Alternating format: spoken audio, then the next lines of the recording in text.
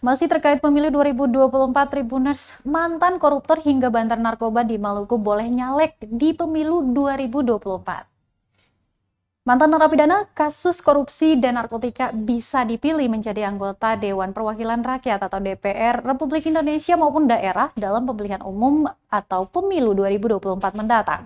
Hal ini disampaikan Komisioner Divisi Hukum KPU Provinsi Maluku, Al-Mudassir Sangaji, meski diberikan kesempatan nyalek Tribuners, namun ada persyaratan-persyaratan yang harus dipenuhi oleh para mantan napi tersebut sebagai bakal calon anggota DPD maupun DPRD.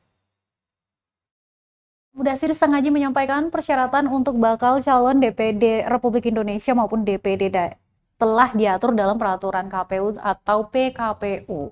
Untuk bacalek DPD Republik Indonesia sudah diatur dalam PKPU nomor 11 tahun 2023 tentang perubahan kedua atas peraturan KPU nomor 10 tahun 2022 tentang pencalonan perseorangan peserta pemilu anggota DPD. Selain itu, Tribuners juga ditetapkan dalam putusan Mahkamah Konstitusi nomor 87 tahun 2022. Menurutnya, itu merupakan pengujian terhadap syarat calon DPD yang diatur dalam Undang-Undang nomor 7 tahun 2017 tentang pemilihan umum pasal 186. Kemudian syarat calon anggota DPR, DPRD provinsi, dan kabupaten kota yang diatur dalam pasal 240.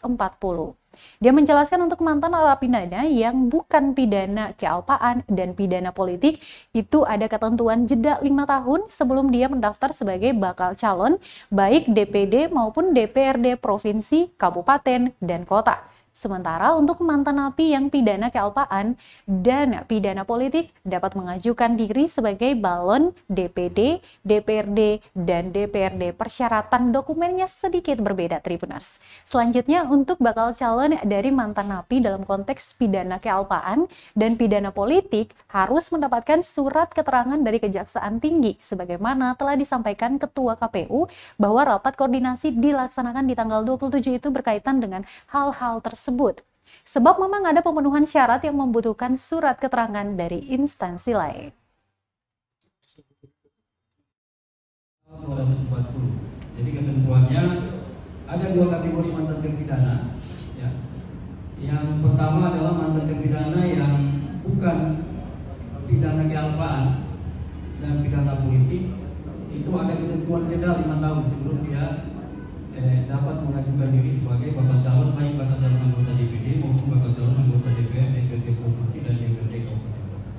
Kemudian yang kedua adalah bakal calon mantan terpidana untuk bakal calon yang pidana kealpaan dan pidana politik.